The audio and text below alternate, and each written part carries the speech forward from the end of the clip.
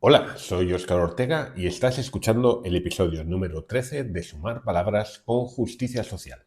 Hoy te propongo que escuches a María Ortega. Si en el pasado episodio hablamos de salud, hoy continuamos por esa línea, pero hablando de neurodivergencia y de cómo el mundo no está preparado para gente que no es considerada dentro de ciertos parámetros de normalidad y que o bien no es diagnosticada a tiempo o nunca, o le es imposible llevar una vida normal por falta de recursos. Te recuerdo que este podcast forma parte del proyecto Sumar Palabras, que cuenta con una revista digital para estudiantes y profes de español, un diccionario irónico y este podcast, entre otras cosas. Te animo a que lo conozcas todo en sumarpalabras.com. Y ahora, vamos con María. Hola María, ¿qué tal? Hola, Óscar. Bien, ¿tú? Pues muy bien, gracias. Esto es una conversación de ascensor. Hola, ¿qué tal? No, yo muy bien. ¿Y tú? Bueno, pues también. Bueno, hoy tenemos a María Ortega. ¿Quién es María Ortega? Básicamente es una, y esa palabra la voy a decir despacito, es una poesioterapeuta transdisciplinar, es que me encanta esa palabra, transdisciplinar y educadora. Es decir, trabaja en el cruce entre la salud mental, el lenguaje y la expresión creativa. Tiene experiencia como profe, como coach de idiomas y se acerca a su trabajo desde la narrativa y con una mirada informada por el trauma. Esa palabra que da miedo.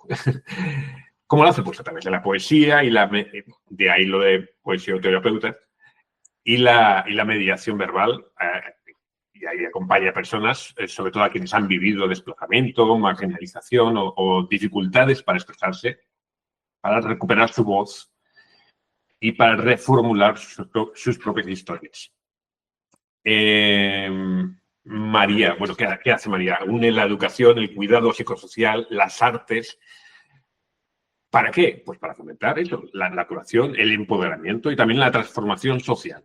Es una pensadora, lo vamos a ver ahora, es decir, piensa mucho, y además lo sabe expresar muy bien, eso es bueno. Y como dato curioso, pues vive entre el norte de España y el sur de Irlanda, es decir, dos lugares, te iba a decir, no sé si muy diferentes o muy parecidos. Tengo mis dudas de cómo decirlo. Y bueno, tiene muchas más cosas que podéis ver en la página de Suma Palabras o tal vez aquí en la descripción del podcast, porque tiene vida, María tiene vida. Pero vamos a ver, María, yo antes de darte la voz, Sí. ya que estamos hablando de recuperar la voz, antes de darte voz, yo voy a empezar esta charla diciendo algo. Hoy vamos a hablar de TDA, TDAH, no sé cómo lo quieres llamar. Yo digo TDA, pero bueno, TDA, ¿vale? Sí. Yo por casualidad digo TDA. Como la H no la Pues pronunciamos. igual lo adopto esto, igual lo empiezo a decir así también. Pues vamos a hablar de TDA, que es una cosa que, aunque parezca mentira, aún hoy tiene mucha controversia y de muchos tipos, porque hay personas que la tienen y no lo saben, hay personas que piensan que eso no existe, hay personas que piensan que se sobrediagnostica y hay personas que piensan que todo lo contrario. Entonces, es un tema bastante curioso. Entonces, aquí partimos de la base de que existe y hay que diagnosticarlo. Si tú que estás escuchando piensas que eso es una tontería, pues te puedes saltar el resto del podcast. Ya no hace falta que escuches más. Sin problema. Vale, María. Bueno, primero, para quien no lo sepa, porque yo hasta hace poco tenía una idea muy superficial de lo que es el TDA. ¿Nos puedes explicar qué es eso? Pues es algo tan sencillo y tan complejo como ver el mundo o experimentar el mundo de una manera un poquito diferente. Sin Ostras, más. qué guay. Me gusta esa definición. Sí. Esto nos lleva, por cierto, a la palabra que últimamente está muy de moda, incluso tal vez demasiado, que es la de neurodivergente, que son personas que efectivamente ven el mundo de diferentes formas. Sí. que no significa de malas formas o de formas erradas, esto es No. muy importante, de eso hablaremos, No. sino de diferentes formas. Sí. Vale. TDA, ¿es una cosa de niños? Porque a mí, la primera vez que me dijeron, Óscar, el TDA, eso es algo de niños. No es. No es solo de niños. Sí que es cierto que es visible o se diagnostica cuando, normalmente se suele diagnosticar cuando somos niños, que es cuando más se manifiesta, pero prevalecen en los adultos en porcentajes altos. No te voy a poder decir porcentajes porque los números se me escapan, pero eso es algo que se pueden mirar en Google tranquilamente, Sí. ¿vale? No tengo, como buena neurodivergente, no recuerdo los detalles, pero sí, es algo que prevalece en la adultez. Y también es una cosa que parece solo de niños, porque en niños es más visible. Y hablo de niños que no de niñas. Sí, te voy a decir eso precisamente. He dicho niños y en ese momento me he arrepentido. He dicho, esto es un masculino genérico que aquí precisamente denota lo mal usado que es. Sí. Es más visible en niños, es decir, los profesores, si tienen un poco de conocimiento, van a notar que el niño se comporta de manera diferente. Sí. Pero también, a ver que no se me ha ido el hilo, es algo que tendemos a corregir. Entonces, a medida que vamos creciendo, entonces nuestro cerebro va a seguir funcionando de la misma manera, pero nosotros aprendemos a lidiar con nuestro cerebro pues de maneras que hacen que para el resto del mundo quizás sea menos visible. Entonces, parece que en la adultez no existe, pero simplemente que los adultos que lo llevamos pues tenemos nos esforzamos un poquito más en ciertas cosas. Ya te digo. Vale, lo que ibas a decir, te lo voy a recoger yo. Estamos hablando con dos personas neurodivergentes. Esta conversación puede ser muy, muy divertida. Lo vais a pasar de miedo. Se nos van a olvidar las cosas. Sí. Lo que ibas a decir, porque estamos hablando de que te he preguntado, ¿esto es algo de niños? Claro, yo me refería a niños y niñas. Sí. En todo el espectro.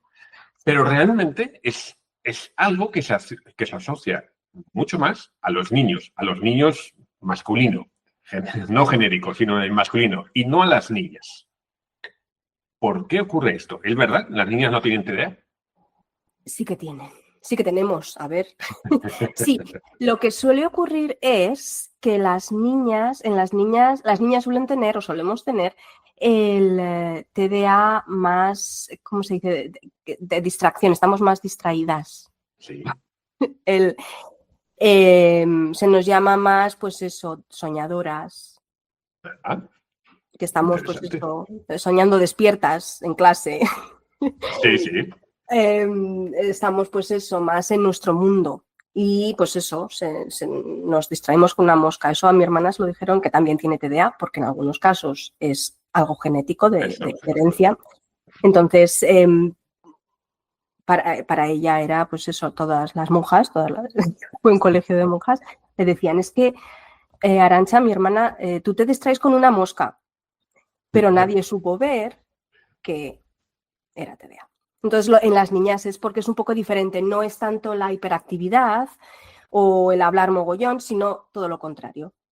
Sí, yo incluso añadiría que las niñas es que nos dejaban, ahora tal vez un poco más, pero no nos dejaban ser hiperactivas. Quiero decir, era un comportamiento poco femenino. Claro, ¿no? Y esto conecta de alguna manera un poquito más con el tema de la autoestima y el trauma. Claro. Como de alguna manera el TDA que no está diagnosticado y en niñas está menos diagnosticado, conlleva unas ciertas comorbidades y el trauma complejo es una de ellas. Precisamente si quieres ser una charlatana, como creo que yo de pequeña era, y las monjas y tus padres y todo el mundo a tu alrededor te está diciendo, no, tú te tienes que callar porque eres una niña. Aparte de ser niño pequeño, eres del género femenino, Ujú. hay ciertas cosas que, bueno, que vas interiorizando Sí. y te, bueno, pues te generan unos ciertos... aprendes a ser callada, pero tiene unas consecuencias. Sí, al final es lo que decíamos antes, es una cosa que aparece cuando eres peque, te diagnostica, pero luego cuando eres adulto, si nadie te lo ha diagnosticado, si nadie te ha dicho, oye, tienes esto, vas aprendiendo a enfrentarte a los problemas que pueden surgir, ya veremos cuáles, con tus propias herramientas, porque no tienes otra opción. Quiero decir, si todo está hecho para funcionar de una forma y tú funcionas de otra, evidentemente te tienes que buscar la vida y ahí se oculta, se disfraza ese diagnóstico de forma extraña. Si al final te dicen, no, tú no tienes idea porque, bueno, tú no te olvidas, por ejemplo, yo digo, yo no me olvido nunca de una cita. Es muy raro. Y algo que dicen para las personas que tienen TDA es que se olvidan mucho de las citas. Yo no me olvido de las citas porque sé que estoy muy olvidadizo y me tengo que poner 200 alarmas para no olvidarme. Yo para comenzar a grabar este episodio me he tenido que poner pues 1, 2, 3 alarmas. Suena muy ridículo, pero es que es verdad. No, no suena, ¿no? Bueno, ¿qué ocurre con el TDA? Estamos hablando que, por tanto, a las niñas se les diagnostica menos incluso. En general se puede diagnosticar más o menos, eso es verdad, pero ¿hay algún grupo de personas que se les diagnostique aún menos? Porque yo me imagino a personas que tal vez socioeconómicamente tengan un nivel diferente al que, al que les gustaría, que no tengan acceso a un sistema de salud decente y que obviamente no les van a diagnosticar nunca eso, claro. Claro, es que totalmente, y es lo interesante en que cuando empezamos a hablar de este tipo de cosas, estamos empezando a hablar de la interseccionalidad. Estamos hablando de si a las niñas se les diagnostica menos, pero también se les diagnostica menos a los niños de ciertos grupos socioeconómicos. Porque claro, es que yo creo que recae mucho la responsabilidad, de alguna manera recae mucho en los profesores, porque los padres pueden reconocerlo o no, no tienen por qué saber de neurodivergencias. Por Y si supuesto. los profesores no lo están, no lo notan, si estás en un colegio en el que hay muchos niños que se comportan mal, que están enfadados, que tienen un comportamiento súper negativo, que tiende a haber más en colegios con menores recursos económicos, los profesores pues igual están atacados y aunque tengan el conocimiento pues están al límite de sus capacidades y no notan si hay algún alumno que está más callado o que se comporta peor de lo normal. Entonces, esos niños no van a tener un diagnóstico que proceda a través del colegio, que recomienden, mira, lleva al niño al médico, que empiecen la evaluación. Eso para empezar. Y luego si vas al médico y el médico en sí no cree que el TDA exista, por ejemplo, porque puede ocurrir. Perfectamente. Y ocurre ahora. Y ocurre. Es decir, no estamos hablando de 12 años, ¿no? No, y ocurre, sí lo sé. Pues te vas a encontrar con que los padres que tienen la sospecha de que su niño tiene TDA, si no tienen medios económicos para ir a un médico privado, ¿qué hacen? Pues lo van a tener que ignorar porque no les queda otro remedio.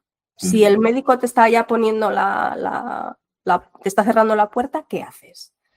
Pues bueno, pues que se las apañe como pueda. A mi niño no, ¿sabes? No. Sí, y ni siquiera te está cerrando la puerta, claro. Si te encuentras con un médico que te niega ese diagnóstico porque piensa que no existe eso, claro, tú como padre, que no eres médico normalmente, ni médica, vas a decir, bueno, pues tienes razón, ya está. Pues muy bien. Y el médico dirá, no, es que el niño, pues es un niño, pues es una niña, pues ya está, es lo normal. Claro, luego aprendes que no, evidentemente. Luego aprendes que cuando la frase recurrente que aparece en tu cabeza que te decían de pequeño es ¿por qué no prestas un poco más de atención? Pues dices, igual había algo ahí detrás que no corresponde con el diagnóstico que ese psicólogo te dio. Pero bueno. Totalmente. Hay una cosa, mira, acabo de decir esa frase recurrente de ¿por qué no prestas un poco más de atención? Pero hay muchas frases de ese tipo, ese de si te esfuerzas, puedes. Ostras, con todo el año hace esa frase. ¿Qué pasa con esa frase cuando se topa esa frase, esa idea, mejor dicho, meritocrática, por otro lado, con estudiantes con TDA o con muchos neurodivergentes? Pues que te lo puedo preguntar a ti, pero bueno, me imagino que te sientes frustrada, te lo crees. Claro, es que yo creo que ese es el problema, Sí. que los profesores y que los adultos muchas veces no nos damos cuenta, no queremos aceptar que los niños se creen lo que les decimos, porque no les queda otro remedio, no nos queda otro remedio. Pues, o sea, no sobrevivimos si no confiamos en los adultos, ¿no? Entonces, si tu profesor te dice que no prestas atención, aunque tú estés poniendo todo tu empeño, todas tus capacidades, estés tú enfocado ahí en prestar atención, pero ¿qué pasa? Pues que te quieres mover, que tu cuerpo o te duele el cuerpo o estás súper nervioso porque quieres moverte y no puedes porque estás en clase, obviamente, o simplemente te estás distrayendo porque estás aburrido, que suena mal, pero es que nos aburrimos en clase. Si no te gusta el tema, estás aburrido y no pasa nada.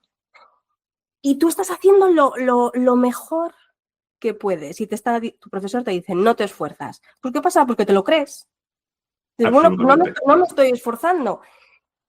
Y si es una vez que te lo dicen, dices, bueno, pero si eso se repite una y otra vez durante años, se convierte en tu monólogo interno. Y si no hay un diagnóstico en este trayecto, nunca vas a cuestionar esa voz. O la vas a cuestionar, pues eso, en mi caso a los 40. Yo no sé a qué edad te cuestionaste tú estas voces o cuando tuviste ayuda psicológica. Pero... Hace unos meses. Pues eso, hasta los... No sé qué edad tienes, pero bueno, en torno a los 30, 40 suele ser la edad... Y a ella me gustaría, sí. O más. Pero bueno, sí. Tarde. Has pasado media vida creyéndote que no prestabas atención, cuando tú estabas haciendo lo mejor que sabías que podías hacer.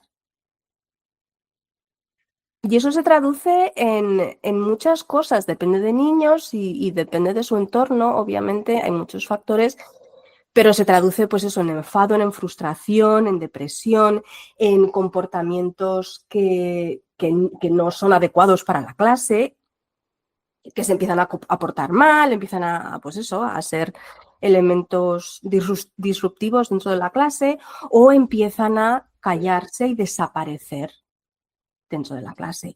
Y otras opciones, que sabes, hay miles de maneras de responder, pero ninguna de ellas sana. Sí, efectivamente. Mira, te voy a contar antes, estaba comentando cuando me surgió a mí. Bueno, yo me di cuenta antes un poco de unos meses, pero me empecé a sospechar, mejor dicho. Pero la cuestión es esa, la cuestión es que efectivamente me pasé toda la vida escuchando, Óscar, escuchando, por una parte, decir, Óscar, te tienes que esforzar un poco más, que luego pasó a ser un mantra mío.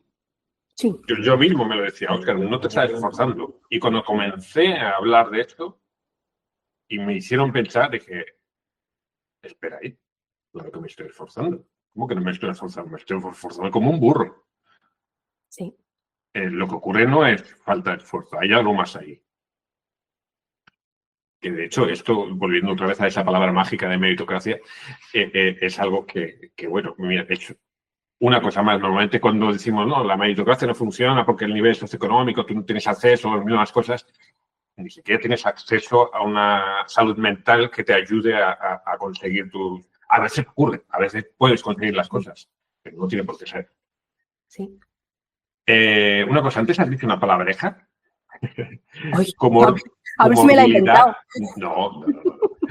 Comorbilidad, Sí. que es una palabra que creo que es muy bueno que expliquemos lo que es. Bueno, que lo expliques tú en todo caso. Sí. Y así aprovecho para preguntarte bueno, mejor te voy a dejar que expliques. Sí, bueno, es una comorbilidad, es una enfermedad que viene como relación o conectada con otra. ¿Vale? Es decir, en este caso, personas con TDA de repente descubren que tienen otro problema que está relacionado con el TDA. Exacto. Sí. ¿Vale? Y eso, cuando se es niño, es más difícil porque estás comenzando a vivir, vamos a decir. Pero claro, lo que estábamos diciendo, te vas metiendo ideas en la cabeza, vas adquiriendo hábitos no recomendables, en algunos casos muy problemáticos. Y cuando eres adulto, pues tienes encima todas las comorbilidades del mundo. Por ejemplo, ¿de qué tipo? ¿Qué tipo de problemas se asocia a los adultos? Los súper comunes, casi no diría 100%, pero casi, trastornos de ansiedad. Bueno, claro. Porque el enmascarar tu persona, el sentir que no puedes ser tú, que tienes que trabajártelo mogollón para estar en el mundo, en sociedad, pues genera un estrés. Entonces, trastornos de ansiedad, depresión, es muy común también. Súper común son trastornos de conducta y de aprendizaje. Uy, sí.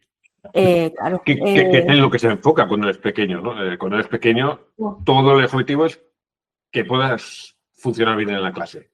Claro. Es que Que seas no nota, productivo dentro de tu obligación. Sí. Al fin y al cabo están fabricando gente que estudia, entonces, claro, si tú no sabes estudiar o no puedes, pues hay un problema. Claro, pero bueno.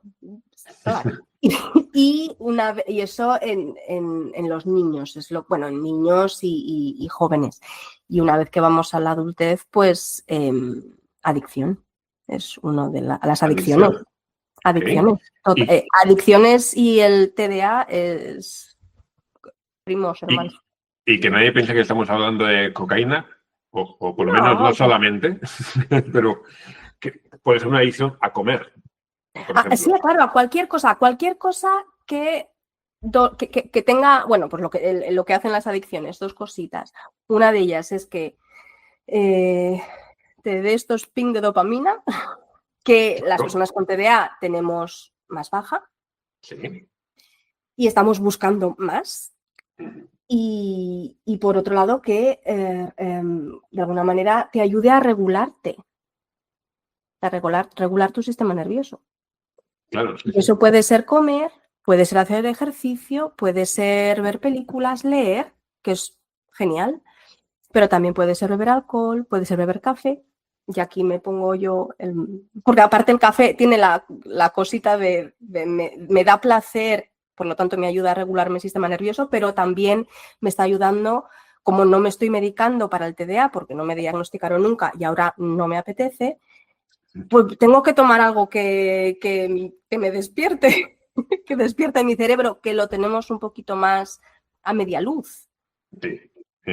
Y es que es una realidad, lo tenemos un poco más apagado. Entonces, pues café de manera menos sana es una adicción también muy común, pero cualquiera, el alcohol, el tabaco, todas las que son menos sanas también son muy comunes. Sí, no, por supuesto, claro. Al final una adicción es una adicción. Lo que pasa es que la gente no reconoce. Yo me acuerdo, voy a contar aquí algo, un secreto de alcoba de mis padres, que mi padre fumaba mucho y en cierto momento mi madre se hartó y dijo, es que tienes que dejar de fumar. Y mi padre, es que es muy difícil, tú no lo comprendes. Y mi madre le dijo mi madre tenía problemas con el azúcar y, claro, no podía comer dulces. Y digo, claro que lo comprendo. Y digo, a mí me encantaría comer dulces todo el día, pero no puedo. Sí. Y lo paso mal comiendo, yo creo que he heredado ese problema, pero bueno, ese es otro tema. Pero es verdad, puede ser una edición o cualquier cosa. Sí. Vale, una cosa, cuando estuve hablando contigo antes de esa grabación, me llamó la atención una cosa, que fue el uso de la palabra decolonial, y que luego dije, qué guay. ¿Qué relación tiene esta palabra? Ya sabemos, a estas alturas, y además en Sumar Palabras, quien sigue este podcast, sabe muy bien lo que es. ¿Qué relación tiene una mirada decolonial sobre el TDA? ¿Qué relación tiene una cosa con otra? Pues está muy conectado desde mi punto de vista, obviamente. Uh-huh. Acepto que se me lleve la contraria, ¿vale? Pero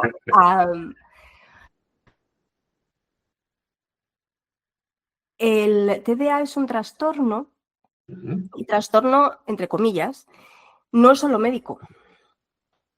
No es solo un trastorno médico, es un diagnóstico que está producido o creado socialmente dentro de un sistema que no acepta la diferencia. Cierto. Entonces, cuando hablamos de un sistema colonial, el objetivo de un sistema colonial es instaurar o convencer a la gente que un grupo de personas son superiores, son los buenos, y esto es lo que vamos exportando, ¿no?, a otros países, ya sea religión, ya sea color de piel, ya sea manera de ver el mundo, civilización, entre comillas, sea lo que sea, lo mires por donde lo mires o el ángulo que le quieras dar. Y la educación que recibimos, y llevándolo al tema de la educación, es colonial en tanto en cuanto nos está diciendo que todos tenemos que aprender de la misma manera, que todos aprendemos, nos dice que todos aprendemos de la misma manera, que hay una manera universal de aprender, hay una manera universal de entender el mundo, de experimentar el mundo, de ver el tiempo, y algo que a mí me parece muy importante, y una de las cosas que a mí de alguna manera es la herida que me duele más, es que es un sistema, un modelo que nos separa del cuerpo, que está diciendo que el intelecto, la cabeza, la mente es superior al cuerpo. Interesante eso. Claro, a una persona con TDA, que pensamos de manera diferente, que vemos ciertas cosas o que experimentamos el tiempo, por ejemplo, experimentamos el tiempo de manera diferente. No sé si a ti te pasa de varias cosas, de que se te pase el tiempo. Por ejemplo, vale. Sí, que se te pase el tiempo cuando estás centrado en algo que te gusta, que eso nos pasa a todos. Sí. Pero el tema de el hiperfoco es algo interesante, y el hecho de sentir, por ejemplo, a mí eso es algo que me pasa y es algo que en grupos de TDA es algo que comentamos mucho todos.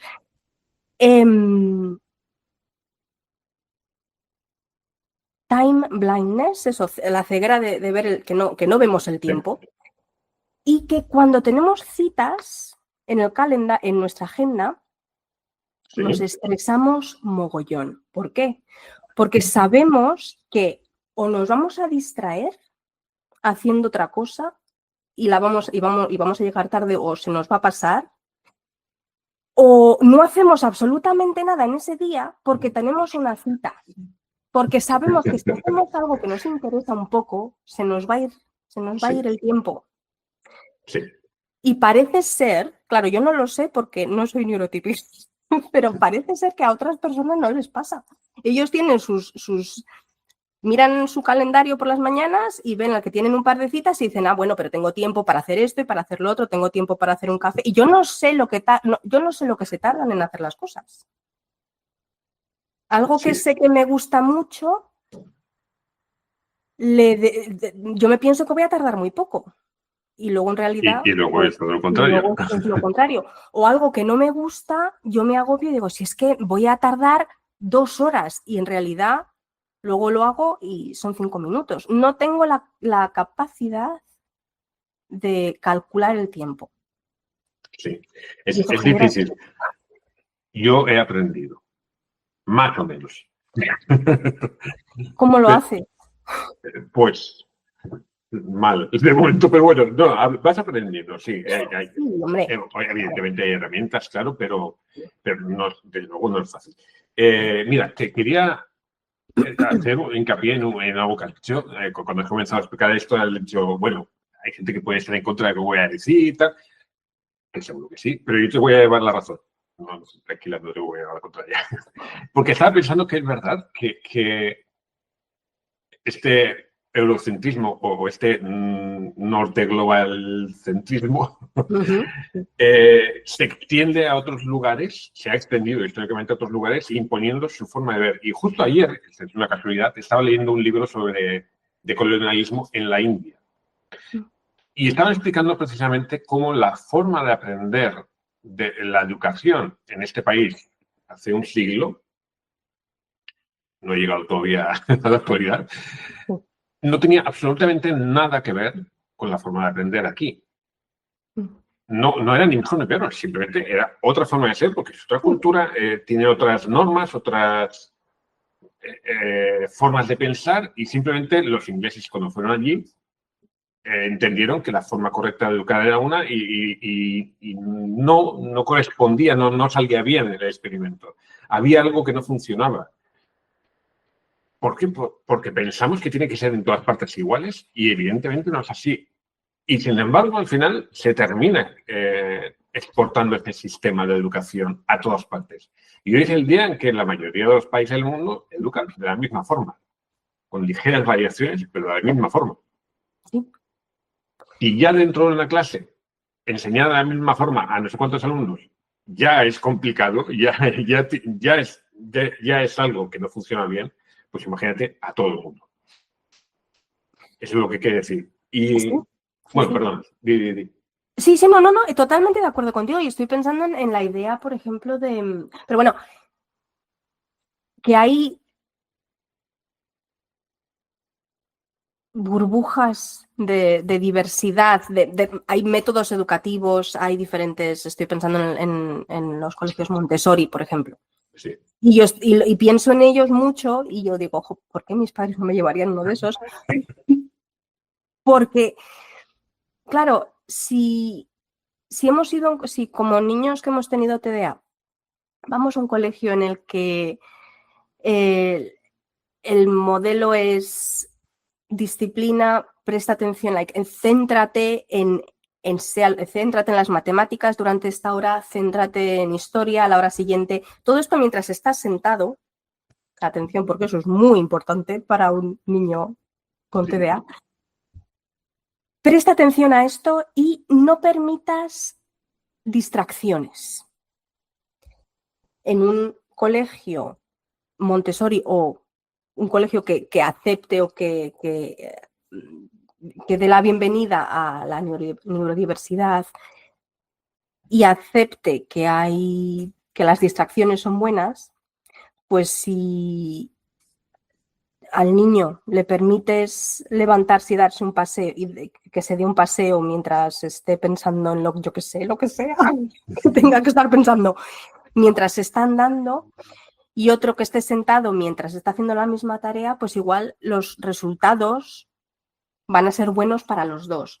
Si al niño que se distrae le permites que se distraiga, le permites que explore aquellas cosas que están llamando su atención, en vez de forzarle a centrarse quizá en matemáticas o historia o filosofía o lo que sea, pues ese niño va a adquirir unos conocimientos que de la otra manera no va a adquirir. Sí, es que es así.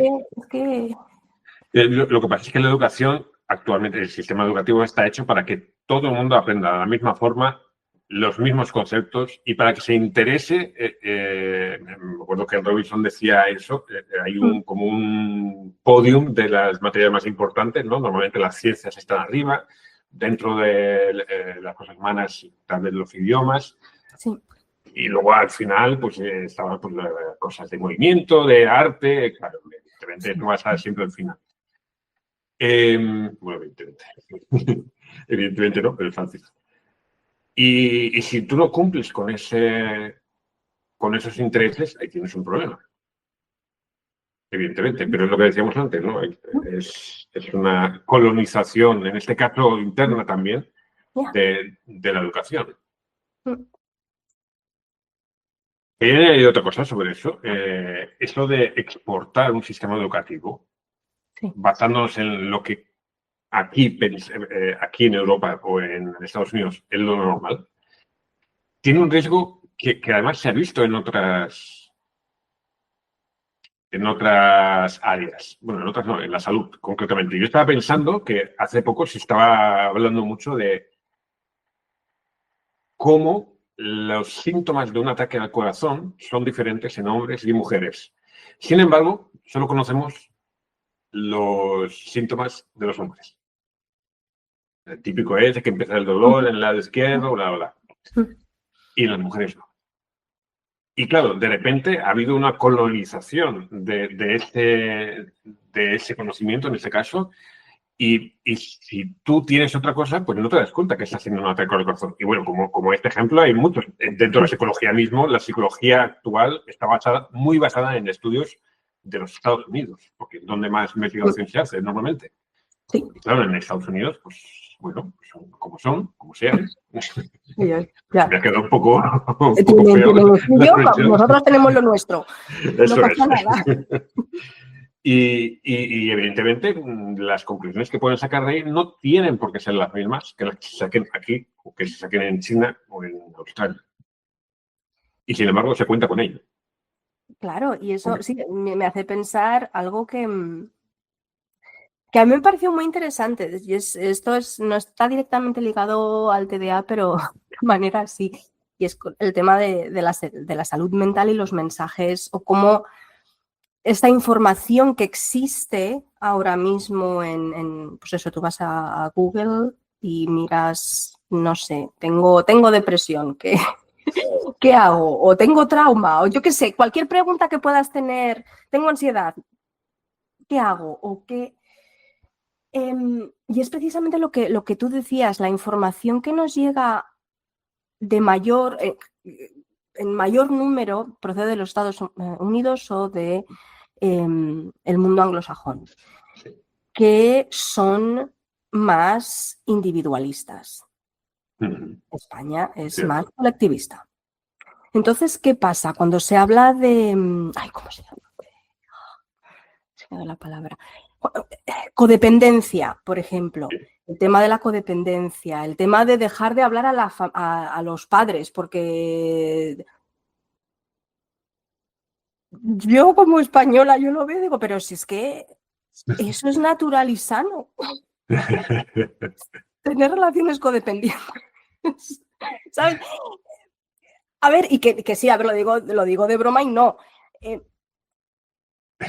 Es que la información que nos llega es, pues eso, muy individualista, es hiperindividualista. Entonces, dentro de un colectivo de personas, de una comunidad donde eso no funciona, tiene algo positivo, que es que nos invita a encontrar un equilibrio, a separarnos un poquito del colectivo y ver, bueno, como persona nos ayuda a individualizarnos de alguna manera, que es muy sano. Pero por otro lado, como que trae esta carga un poquito como de vergüenza, como de, oye, yo no me quiero separar de mi familia. Sé que me han hecho este daño y tengo estos traumas que voy a llevar toda mi vida, pero yo no me planteo dejar de hablar a mi madre o a mi padre porque lo hicieron y no me van a pedir perdón. Y sé que no me van a pedir perdón y espero, vamos, que no pasa nada. Claro, sí. Claro, entonces yo creo que es muy... No creo que sea muy bueno la globalización, pero bueno, es interesante tener acceso a otras maneras de explicar la salud mental y alternativas, pero yo creo que siempre es interesante también mirar un poco hacia adentro, a cuál es mi contexto, quién soy yo y cómo es mi cultura. Claro. Sí, hay que tener cuidado con lo que escuchas, que por cierto, esto actualmente es un peligro tremendo. Con las redes sociales, tú escuchas muchas cosas, pero de nuevo, Tú escuchas a alguien de Estados Unidos hablando no sé qué y a lo mejor eso a ti no te llega, porque para ti no tiene sentido. Y sin embargo, eso no quiere decir nada. Puede que tú tengas el mismo problema que esa persona y solo por escucharle a él, no que sí que te vas a dar cuenta. Y sin embargo, si se lo escuchas a alguien de tu propio país, pues a lo mejor sí que dices, pues mira, es verdad. Es muy difícil. Dicho sea de paso, antes estaba pensando que estamos aquí hablando de síntomas de TDA y hay una cosa que siempre recuerdo y es que cuando una persona con TDA le dice por primera vez a alguien, pues yo tengo TDA, ese alguien te va a decir, ¿y cómo es eso? ¿En qué consiste? Y tú le empiezas a decir esos detalles, por no usar la palabra síntomas, esos detalles que caracterizan a una persona con TDA. La otra persona, seguro, 100%, te va a decir, pero eso también lo tengo yo. Esto tal vez se calla, la otra cosa se calla. Dice, eso también me pasa a mí. Pues eso también. Y le va restando importancia. ¿Por qué? Porque en la mayoría, todos los detalles que caracterizan a una persona con TDA se pueden replicar en otras personas. El problema es cuando los tienes todos o cuando tienes un gran número de esas características. Y el problema es cuando dificultan tu vida diaria. Claro. Es que es esto, es que ese es el problema que tenemos. Cuando tú vas creciendo pensando que no estás hecho para el mundo en el que vives, que eres tan raro que no, que no puedes ser como eres. Claro. Claro, sí, los síntomas en sí, o los síntomas o los rasgos, no tienen, me voy a decir, no tienen nada de malo. Algunos sí tienen mucho de malo, pero el problema está en cuál es tu entorno. Si viviéramos en una comunidad o si los que depende de tu entorno, si se acepta la diversidad. Si aceptan que igual eres una charlatana o un charlatán o que te distraes y no pasa nada, tú no vas a sentir que lo que tienes es un desorden o una enfermedad. Pero si en la sociedad constantemente te están diciendo que está mal, lo que te sale de manera natural está mal, pues eso es lo que va generando con el tiempo una serie de problemas. Y la energía que tienes que gastar para simplemente obtener los mismos resultados que otra persona, que parece que no tiene que hacer nada. Sí, efectivamente, que tiene que hacer, claro, pero que al final todo el mundo tiene sus problemas, sus características, y ese es el punto. Todo el mundo tiene sus características. A veces esas características te van a ayudar, a veces te van a entorpecer el camino, y a veces te va a poner una piedra gigantesca que no vas a poder saltar. Claro, no, mira, se me acaba de venir a la cabeza una imagen, y es, por ejemplo, nacer sin una pierna. Sí. ¿Vale? Tú naces sin una pierna y tu mundo es, pues bueno, andar con una y quizá con muletas o en silla de ruedas, lo que sea. Y tú le dices a alguien, pues es que yo he nacido sin una pierna. Y esta persona te dice, pues yo es que una vez me rompí la pierna. Y estuve una semana en escayola, con la escayola. Y tú dices, sí, pero no es lo mismo. ¿No?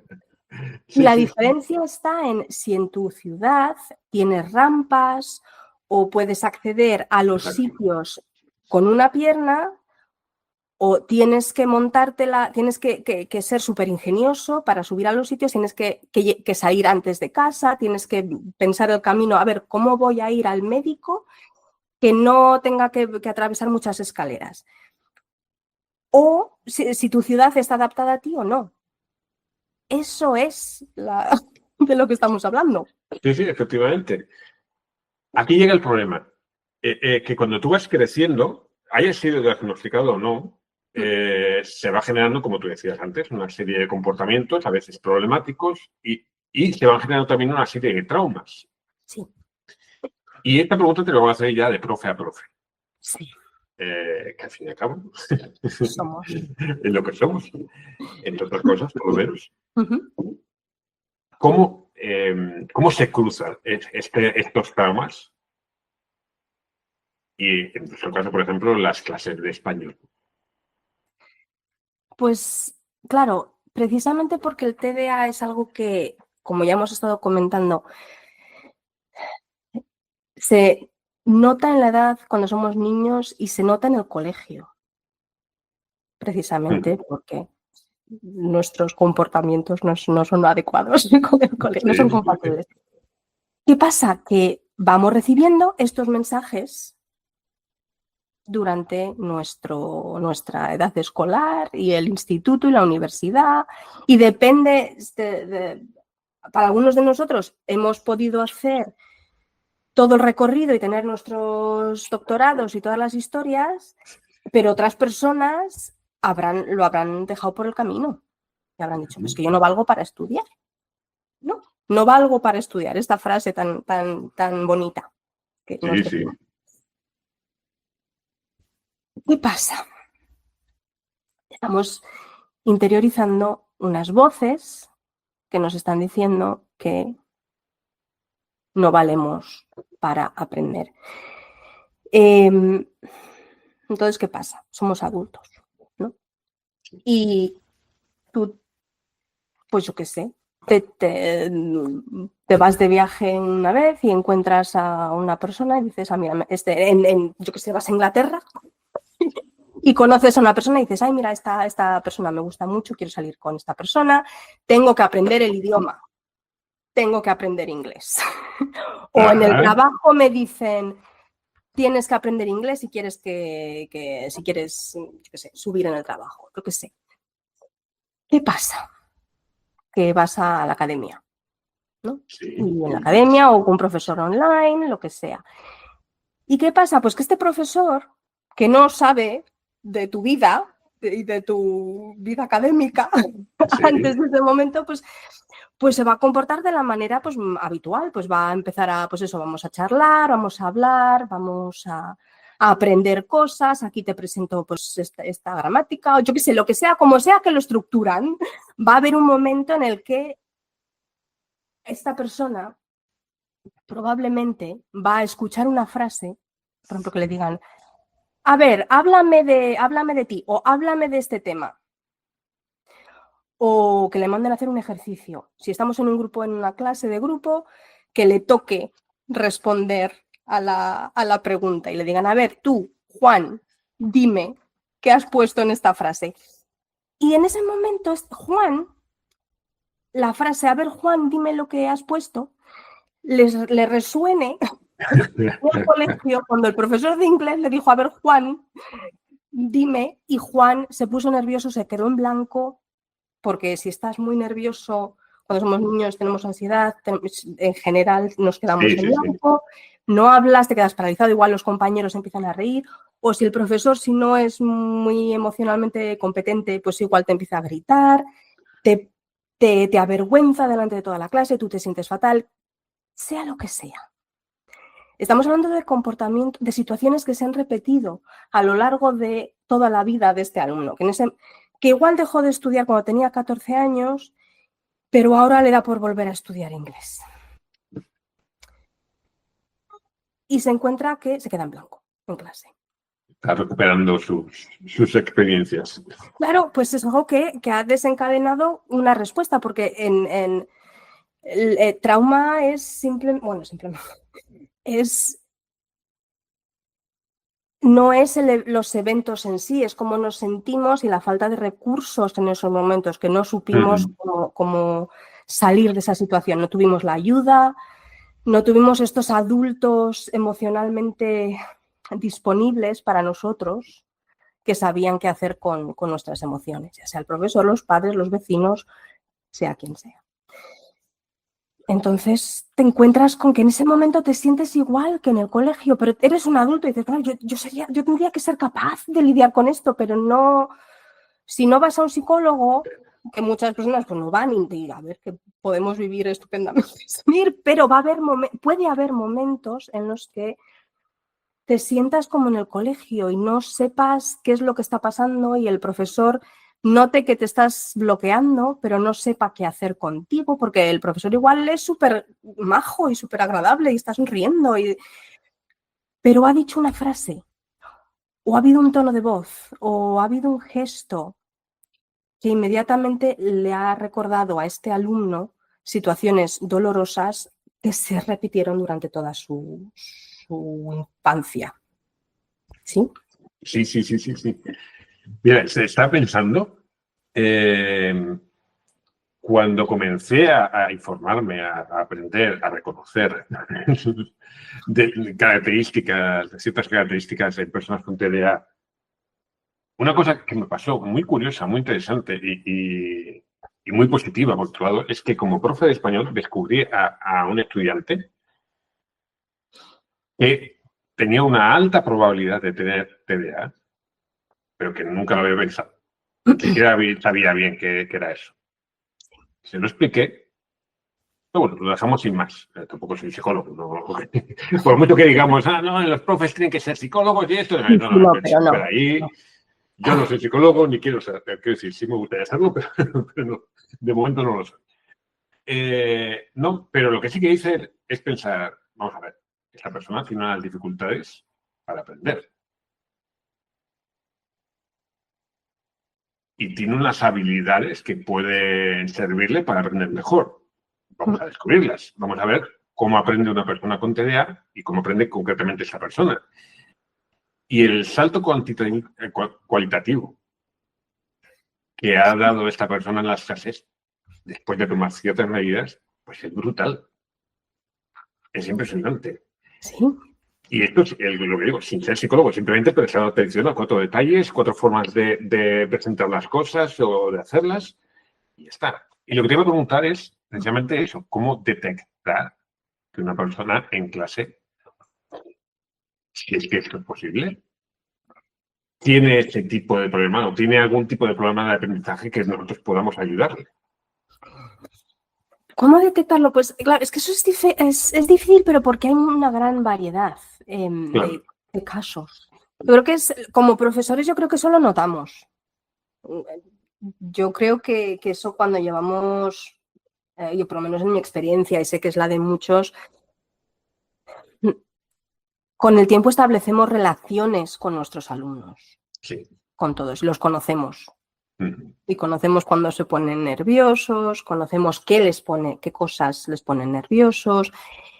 Precisamente como estamos enseñándoles temas de lengua, les exigimos que nos hablen de su vida y no la conocemos al dedillo, si es que les conocemos como sus padres. Entonces, yo creo que es un poco, pues eso, es el prestar atención, ver qué pasa. Por ejemplo, para mí algo que es casi un signo casi muy claro de que algo hay que está interfiriendo con el aprendizaje es cuando... Sea lo que sea. Sí, algo hay que está interfiriendo es cuando hay una respuesta excesivamente emocional a algún tipo de actividad. Ya sea hablar o escribir o hacer cierto tipo de ejercicios o hablar de gramática o, ¿sabes? Cuando hay algo que no es solo, es que no me gusta o no me siento cómodo, es yo esto no lo quiero hacer. Y ya sea que te lo dicen directamente o ves tú que hay que en el momento en el que este tipo de actividades surgen, hay una respuesta que es un poco exagerada, entre comillas. Sí, sí. Entonces esto como que abre la puerta y decir, bueno, ¿qué es lo que está pasando aquí? Te iba a decir justo eso, que yo creo que obviamente no podemos saber de todo como profes, ni falta que hacer, por Dios. Pero claro, es muy bueno, lo que sí que es muy bueno es darse cuenta que las personas no somos todas iguales. Y ya ni siquiera estoy hablando de neurodivergentes, estoy hablando de que las personas no somos iguales, punto final. Sí. Y cuando tú ves una reacción que a ti te parece extraña, que además es lo habitual de que luego comentes con un colega y le dices, joder, pues un alumno que, joder, qué horror, porque ha hecho esto, ha hecho lo otro, es que no lo entiendo. Pues a lo mejor, si no lo entiendes, es porque hay algo ahí que escapa a tu comprensión y a tu conocimiento. No porque el alumno sea un estúpido, sino porque tú no sabes. A lo mejor el alumno es un estúpido, que también puede ser, pero... O igual los estúpidos somos nosotros. Efectivamente, claro. Claro, sí, no, pero totalmente de acuerdo. Y es que algo que para mí es algo que descubrí, como que descubrí hace igual unos años, poquitos, fue que yo, como profesora, sí, soy profesora, pero también tengo mi historia. Claro. Y mi historia se va a mezclar, mis características, mi idiosincrasia, se va a mezclar con la del alumno. Y en algunos casos, pues quizá el elemento que hace que haya estas desconexiones en clase es que yo soy mujer y él es hombre. Y él es un poco sexista, él tiene sus creencias y yo soy muy feminista. Entonces, ¿qué pasa? Aquí vamos a tener algún problema. Y él no es que él... a ver, me apetece decir que sí, pero no. Él tiene su experiencia vital, ha llegado a sus conclusiones, yo he llegado a las mías. O puede ser, yo qué sé, que igual yo he crecido con TDA sin diagnosticar y esta persona está mostrando rasgos de TDA que yo todavía no he podido aceptar en mí. Igual esta persona no se avergüenza de distraerse en clase. O igual esta persona, pues, en medio de la clase me dice, mira, me tengo que mover. Y a mí me sienta fatal, porque claro, ¿cómo se atreve esta persona a quererse mover? Entonces, si yo no me permití o no me permitían hacer esto. ¿Sabes? Yo creo que es muy, no sé si me estoy liando, es como tenemos nuestros propios condicionantes, nuestras propias características que están influenciando a la relación entre el alumno y yo. Y yo creo que en tanto que profesores no tenemos que saber de todo, pero tenemos que saber de nosotros mismos, de quiénes somos y qué cosas nos están influenciando, para por lo menos no dejar que interfieran con la relación educativa que estamos creando, porque los alumnos nos pagan. Y porque les debemos un respeto, ¿sabes? Que nosotros somos los que nos estamos poniendo en esta relación. Claro. Mira, me has hecho recordar una conversación, un debate en realidad que tuve hace años con una profesora que decía que ella tenía un método de enseñanza y que el alumno no le gustaba, que era su problema, que era el método que era para enseñar y ya está. Digo, caramba. Y estamos hablando simplemente de metodología, ¿no? Ni siquiera estamos entrando en temas de, bueno, esta persona tiene una forma de aprender diferente. No. Siempre. Claro, si tú a eso le unes que tú tienes como decías tú, tu experiencia vital, tus diferencias, tus problemas, tus cosas, y tu estudiante, obviamente, también la va a tener, ahí tiene que haber una especie de simbiosis, de mezcla y de aceptación, o de comprensión, por lo menos, no de aceptación, pero sí de comprensión, que tiene que existir. Luego, incluso, tú puedes decir, mira, esto es demasiado para mí. Yo como profe no puedo enseñarte porque aquí vamos a chocar o porque yo no sé hacerlo o por lo que sea, porque no es pecado. A mí me sorprende eso que todavía hay profes que dicen, no, yo tengo que enseñar a todos. No, de ninguna forma. No. María, es que llevamos un rato hablando y yo me tiraría 2 ratos y 3 ratos. No voy a decir yo porque no. Es muy cortito. Ya tenemos que terminar. Es el problema de ir por foco, que te emocionas hablando de lo que te gusta. Pero déjame terminar con una preguntita. Sí. Vamos a ver. ¿Cómo te ha cambiado a ti, como profe, descubrir que tenías historia? Uy, de muchas maneras. Porque lo primero que ha hecho ha sido cambiarme como persona. Y lo que me ha traído ha sido muchísima más compasión hacia mí misma, Sí. y no me voy a emocionar, pero Que tienes derecho, ¿eh?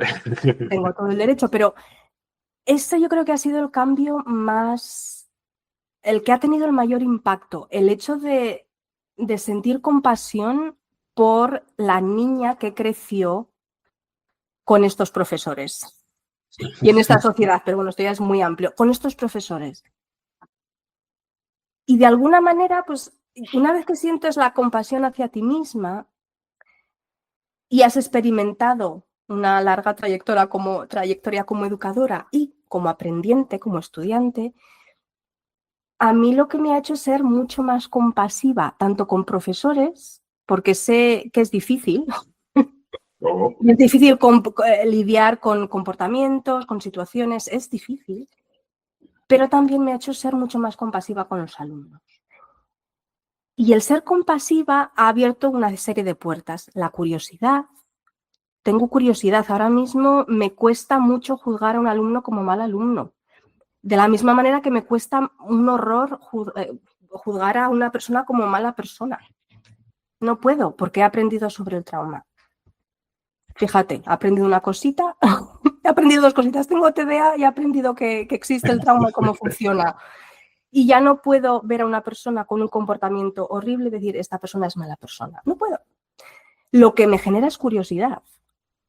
¿Qué le ha pasado a esta persona? ¿Qué le pasa a mi alumno? ¿Por qué mi alumno me está cometiendo el mismo error cada vez? ¿Por qué mi alumno no me hace ni caso? ¿Por qué mi alumno me está destruyendo la clase? Porque siempre hay algún alumno que tiene un comportamiento que es disruptivo. ¿Por qué? ¿Qué está pasando? ¿Qué mensaje tiene este alumno? ¿Qué no sabe él quizá? ¿Es algo que el alumno quizá no sabe? ¿Y qué puedo hacer yo para sacar esta información que va a ser útil para los dos y para la clase entera? Entonces es la compasión, la curiosidad. Y yo creo que teniendo esas dos cosas, yo creo que vamos. Entonces a mí es como más me ha cambiado. Mira, déjame cerrar esta conversación con un resumen de lo que hemos dicho. No un resumen de lo que hemos dicho, porque eso sería muy idiota. Pero fíjate, cuando a veces me dice la gente, Óscar, ¿por qué hablas de estos temas y siempre lo mezclas con política o con tal? Y con justicia social, en este caso. El TDA, dices, a lo mejor no tendría que ver con justicia social. Dices, así a primera vista, pues dices. Pero gente, hemos hablado de faltas de recursos personales, económicos, sociales, de faltas de recursos públicos, de aceptar la diferencia, de aceptar la diversidad. Hemos hablado de colonialismo, hemos hablado de meritocracia. Lo que quiero decir es que la justicia social está en todas partes y obviamente también en lo que son considerados trastornos. Son considerados. Y que no podemos escapar de eso tan fácilmente. Y mientras que no nos demos cuenta de que hay que avanzar en ciertos aspectos para completar la felicidad de todas las personas, pues obviamente no vamos a completar ni la felicidad de todas las personas ni la nuestra, obviamente. María, ¿alguna recomendación para terminar? Recomendación, yo tengo, mira, un libro que no tiene nada que ver con el TDA. Así me gusta. Pero que me gusta recomendar siempre, lo llevo haciendo desde que lo leí por primera vez hace 3 años. El libro se llama Todo lo que crece. Todo lo que crece, de Clara Obligado, que habla de naturaleza y escritura, pero habla de la conexión con la tierra, de la conexión con uno mismo, con su cuerpo. Habla de la expresión personal a través de la escritura y como, ¿sabes? Como mi carrera, el tema de las palabras a mí me parece una herramienta muy interesante como para curar. Recomiendo este libro porque aparte también como española, Clara Obligado es argentina y ha vivido en Argentina y en España, en Madrid. Da una visión desde su perspectiva muy interesante de la cultura española y muy aguda. A mí me parece genial. Entonces me ayudan a entenderme, a mí también. Claro, claro. Y en ese sentido a mí me parece interesante. Lo recomiendo. Te iba a preguntar si estamos hablando durante una hora de TDA y recomiendas al final un libro que no tiene que ver con la TDA. ¿Eso es un síntoma de TDA? Pues es que, claro, no tiene nada que ver con TDA directamente, No, te entiendo. pero el tema del cuerpo es de relación. Sí, oye, igual sí, es un síntoma. Lo voy a decir. No, es que me gusta mucho. Pero de todas formas, odio que me recomienden libros porque, claro, luego me los tengo que leer. Y ya tengo muchos libros para leer, pero me lo tengo que apuntar. No hay remedio. En todo caso, la gente que le interese, voy a dejar el link por aquí abajo. El link, no, el nombre del libro, perdón. Pero hablando de links, María, ¿dónde te pueden encontrar? María Ortega García. ¿Dónde te pueden encontrar? Ahí, en mariaortegagarcia.com. Mira, te lo he dejado de fácil. Sí, ahí tengo todo. Muy bien, también encontraréis el link, ahora sí, en el pie del episodio o en la página. María, 1.000.000 de gracias por tu paciencia, por tu atención sobre todo y por estar aquí con nosotros. Gracias a ti. Se me ha hecho muy cortito, así que muchas Demasiado gracias. corto, ¿verdad? ¿En verdad? Tenemos que hacer más capítulos. Muy bien. Chao, gente. Hasta aquí ha llegado el episodio número 13 de Sumar Palabras con Justicia Social y con María Ortega. Si quieres saber más de este proyecto, recuerda pasarte por sumarpalabras.com. Te espero allí.